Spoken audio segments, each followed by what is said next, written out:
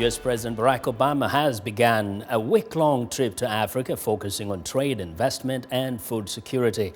Mr. Obama has left Washington for Senegal, where he will meet with President Macky Sall on Thursday. From Senegal, Mr. Obama will head to South Africa and visit Robben Island, the prison where Nelson Mandela spent nearly 2 decades.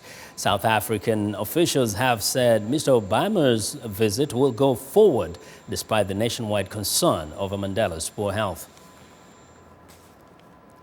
In Senegal, flags, banners and posters along Dakar's freshly swept streets mark the eagerly anticipated arrival of President Obama and his family. Though Obama is set to arrive in the evening, decorations were already sprouting up in the morning hours.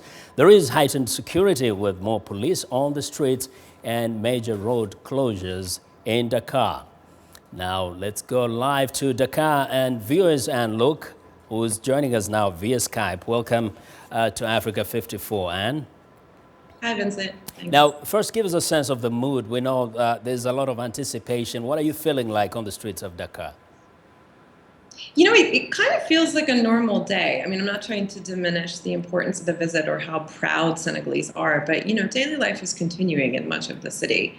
I think that's kind of reflective of, what we're seeing is perhaps not the overwhelming enthusiasm we saw back in 2008, 2009 when Obama was elected and inaugurated.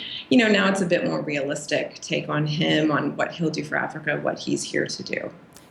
And what about the agenda when the president arrives? What is expected of his On Thursday, he has a pretty full day. He's going to go meet with President Macky Sall. They're going to have a press conference. Then he'll go and meet with regional justice officials at the Supreme Court. And then in the afternoon, he and his family will go to Gorée Island, which was a key transit point in the transatlantic slave trade.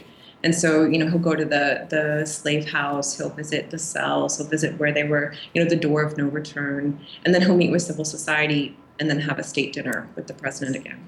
Now, this is not the first time a U.S. president is visiting Senegal, but what are the expectations of people on the streets as you speak with them?